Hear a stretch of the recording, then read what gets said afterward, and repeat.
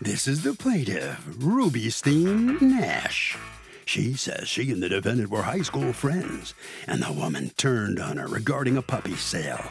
That's right, she paid in full for a teacup pup, and the defendant's been ghosting her ever since. She's suing for $615, the amount she paid.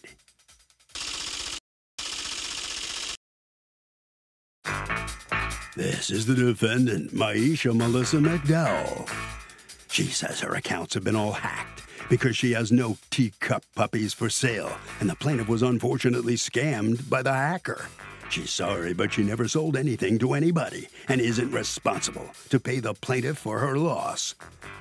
She's accused of defriending a friend.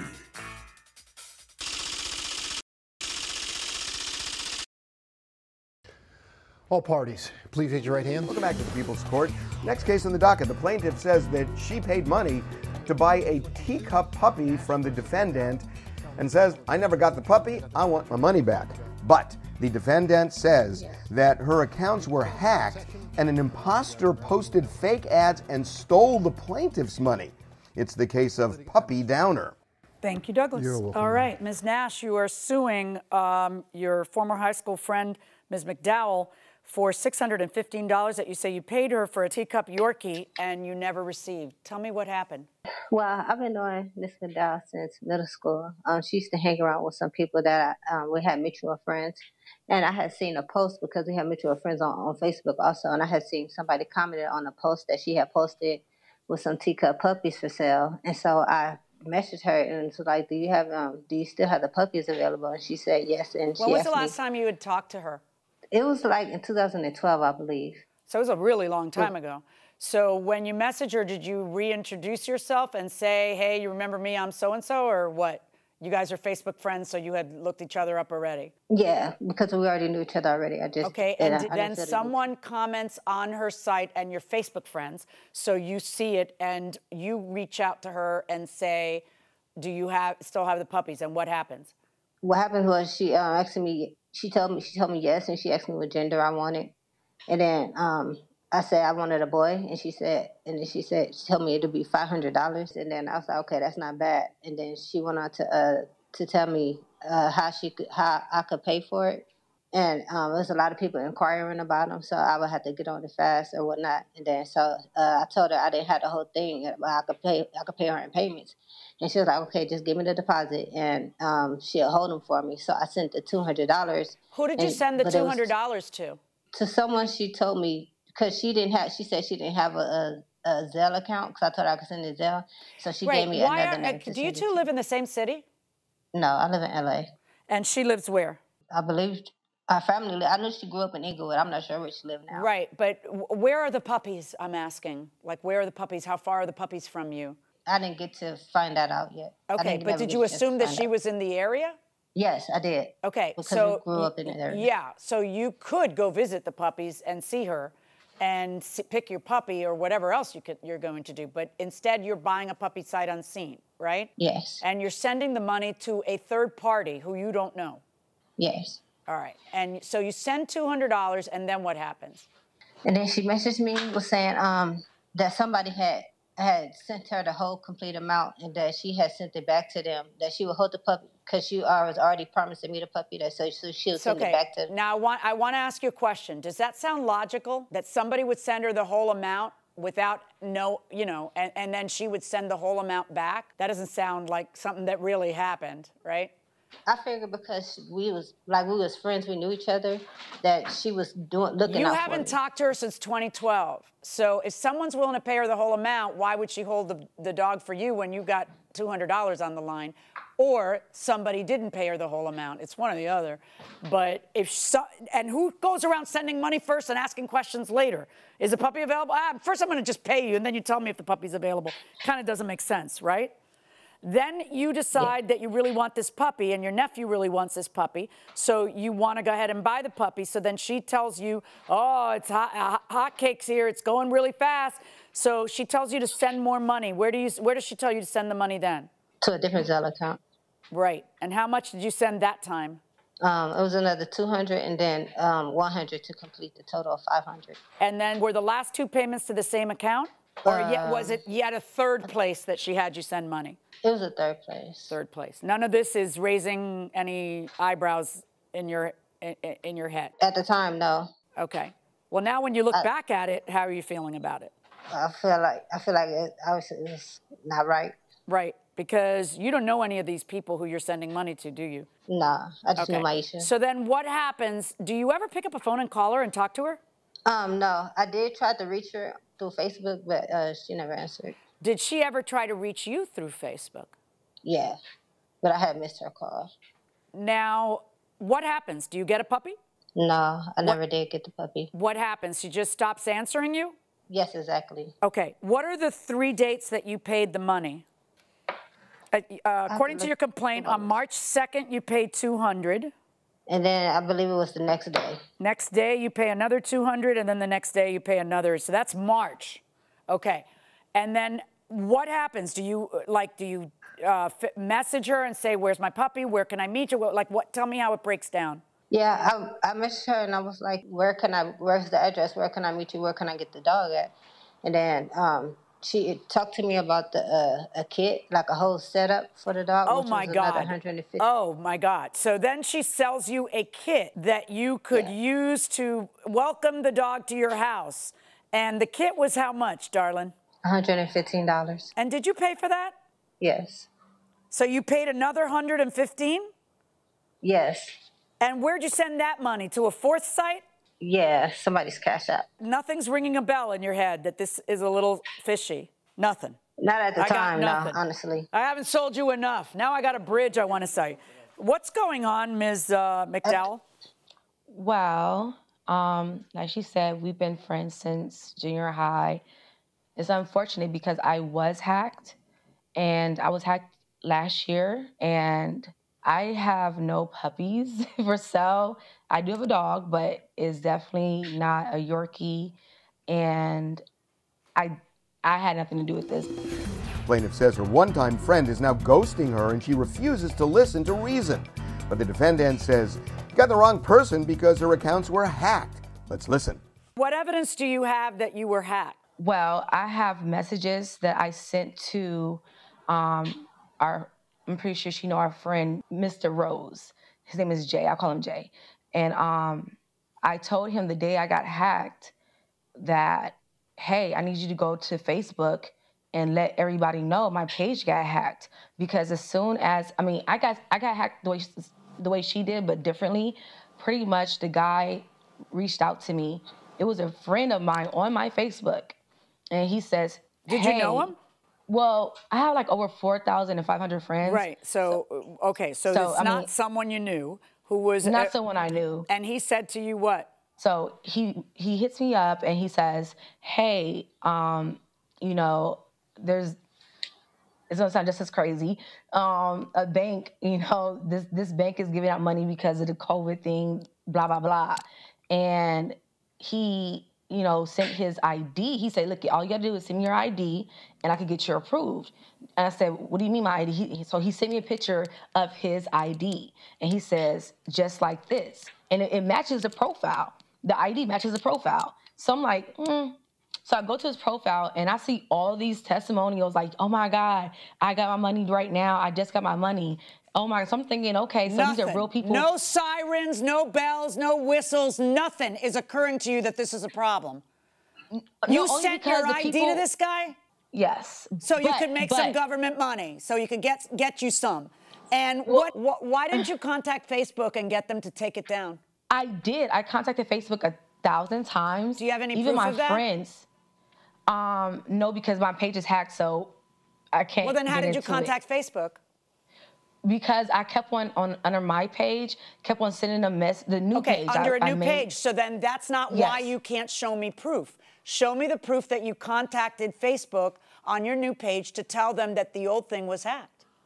Well, I don't know. I don't think you get this kind of. I don't know where to look on Facebook to find it. If you can tell me which part of Facebook. No, I just want you to give me evidence that you complained about being hacked. Well, I definitely did. Did you call the police? I didn't think the police would really take Facebook hacking seriously. Well, when they're defrauding in your name, like this, according to you, this is someone else defrauding in your name, not you defrauding. Right. I don't know which. Right. One of two things is true. You're the fraud, or someone is defrauding in your name. So yeah, that's when police get involved. So how did you find out that this? How'd you find out what had happened to her? Through the lawsuit? Yeah, and it was weird to me. So like, when you got the lawsuit, did you reach out to her and call her? I did try to contact her, yes. And what happened? Well, I call her, and she's like telling me what, the situation, and she's like, just leave it to the court. So I said, okay. All right, now, here's what I'm trying to figure out. I see that in the text, in the Facebook messages, back and forth, I see it. This is in January. Do you still have the puppies available? Yes, 500 for one. Dang, that's not bad at all. Do you take payments? What gender do you want? A boy. One boy left. Here are the pictures. My nephew loves him. When can I come? Make a deposit now to hold him. How much of a deposit? Send $200 to hold him. Let me know if you're ready to do that. Okay, I'm ready. How can you send that? Cash App or Zelle? I don't have that. Hang on. Let me get you my girl's Zelle or Cash App to send it to. Okay. Did you ever go to the police, Ms. Nash, and tell them that you've been defrauded and give them all of these Gmail addresses and Zelle addresses where you sent money to? No, but I went straight to the court. So you've never reported the fraud to the police? Okay. No, not to the police. Here's what throws me. Why would the fraudster call? Because they don't have your voice and they don't own your voice. Honestly, I've been called before by scammers, but like I said, they don't know our relationship. I have so many friends, and obviously I don't know literally 4,500 people, but they don't know that I know her personally. So that they could have, for example, the Cash App name is Valencia. That's a female's name. So I'm sure they could have had any female call, and speak to her. And she hasn't heard my voice since I hit puberty. So she wouldn't know what I sound like right now. Like, I'm pretty sure even right now, she probably she doesn't, we know each other, but we don't What do you do for a living? What do you do for a living? I'm an executive housekeeper. An executive housekeeper. What does that mean? I'm a manager over housekeeping departments in hotels. Ah, okay. Have you ever been convicted of a crime? No. Okay, that's not a good answer the way you answered it, so just fess up and tell me. Welcome back to the People's Court. So did the defendant really get hacked, or was this just a friendship gone bad? Let's find out. We'll go back into the courtroom now. I was convicted. Have I done something wrong? And I didn't ask if you did something wrong. I asked if you were convicted, if you've ever been convicted of a crime. I never been convicted, but I haven't went to jail. That makes sense. No, but... I never been convicted of anything. Right. So were you acquitted of whatever it is? I was let out the same day, so I don't know what that means. Okay. Did you go to court on it? No, I didn't have to. What was the charge? Okay. I gotta tell the truth in court. I got caught stealing at Walmart. I was young, and I mean, I'm not gonna blame that on that. But look, I got caught selling at Walmart, and it was over $300 worth. So I went to jail. They did the booking, and then they let me out. How long ago was that? I was 26. Okay, so you weren't a juvenile. I wasn't even 26. I'll say 24. How old are you now? I'm 34. Do you have any evidence other than a text to your friend that you've provided me to prove that you were hacked? I made 2 accounts. I made one just to let people know. And the thing is, when I tried to get my page back, the hacker had already changed everything. So I don't know everyone's name on Facebook, by heart, obviously. That's why I had a friend who had, because do you have any proof that friend did that? That friend posted on your page and said that? Yes. One of the evidence things you sent was actually on J. Alexander Rose page. Do you have J. Alexander Rose to testify here? I didn't know I could have him. Call him. Of course you can. People call witnesses in court. Okay. No problem. I will definitely do that. Okay, Mr. Rose, we here at the People Court strive very, very hard to get to the bottom of things. And so you had sent some screenshots. I want to know what you know about this purported hacking. Just tell me anything you know about it. She contacted me directly because she has my cell phone and everything and said that her account was hacked. and she asked me if I can warn people on my Facebook page not to respond to this particular page because she had just been hacked, and do not give money of any sorts or any kind or system. It's not her. She's been hacked. So I did post that, and I tagged that page. And how long ago was that? I think it's like June. Of what year? 2021. Early June.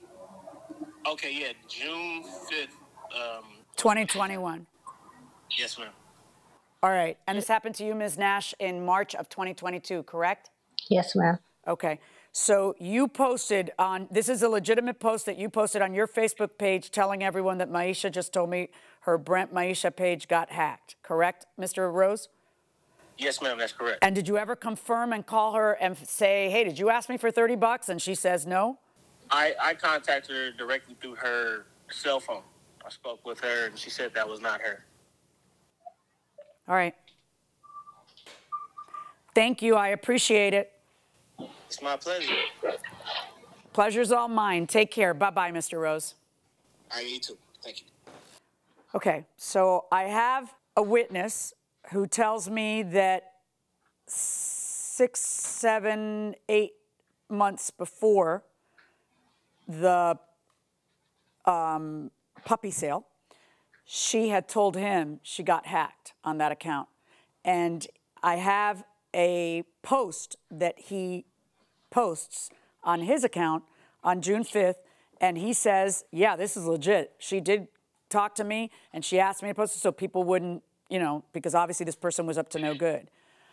So what do I do next, Ms. Nash? If you're sending money to 4 different sources based on a sight unseen thing, I still need to require you to prove that she's the one who did it.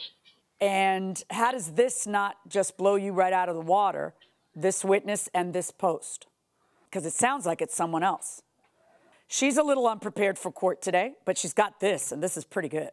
I would prefer to see all of her efforts to notify Facebook. I don't know why everyone acts so powerless.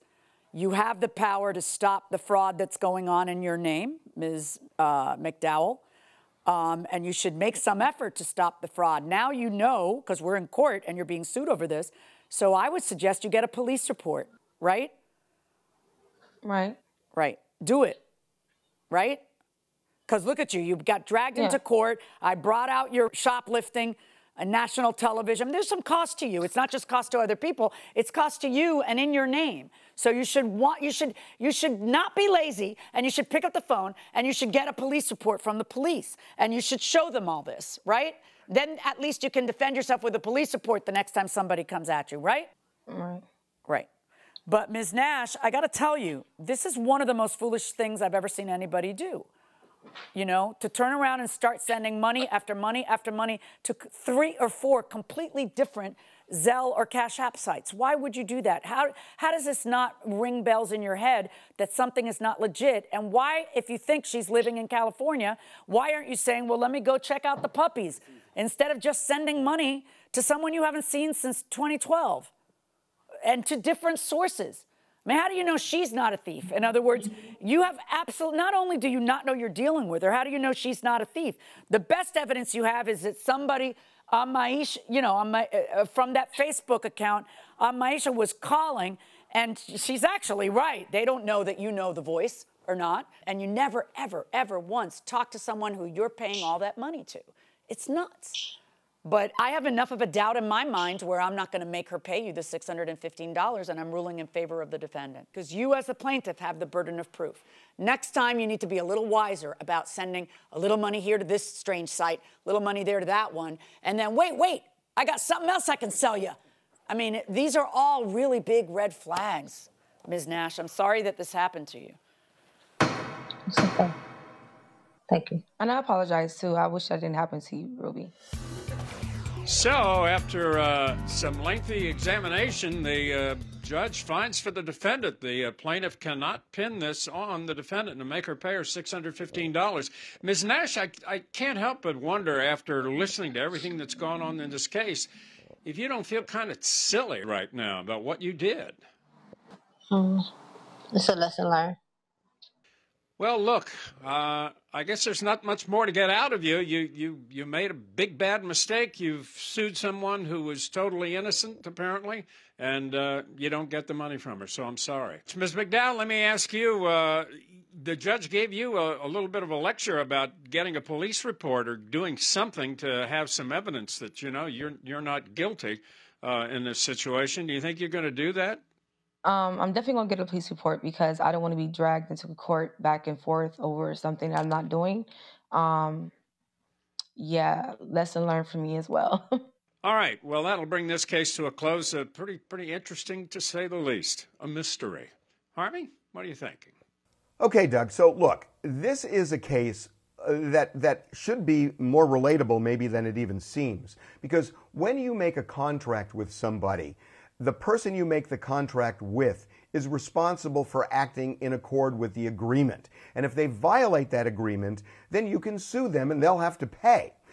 In a situation like this, if it's not an agreement made by that person, or if there's a third person who intermeddles and comes in when they shouldn't, and they end up getting money that should have gone to the other party, or they start doing things that are bad, that if the other party did it, they'd be liable, that doesn't make the party that you thought you were making the agreement with liable. It's just, sadly, tough luck. My tenants went to Las Vegas knowing full well their toilet overflowed, soaked through my ceiling. Can I charge them for the damage? I live in New Jersey. It doesn't matter. Doesn't matter where you live. Yes, yeah, you can. I'm assuming you're the landlord, they're the tenants, and you're below. So you can evict them for this sort of thing if they did it intentionally, and you can demonstrate that they did, I suppose. You could withhold security deposit monies. You could sue them for damage to your home. I mean, this is human waste coming through the ceiling, I guess. So. And I'm wondering, based on the question, I assume what the questioner is asking is that they left knowing they had an overflow or something. Right, some kind of condition that was likely to cause. And they said, we're going to Vegas, right. and didn't tend to it. So that's an intentional act to turn around and know that the problem is there and then leave and not solve the problem. Yeah, terrible. I mean, really, it's kind of a crappy thing to do. I mean, they go to Vegas and the landlord gets the royal flush. I mean, really, it's just not right. Right? I know, you just can't wait till tomorrow for another session of the People's Court. So guess what? You can check out our podcast or our YouTube channel. We'll see you next time.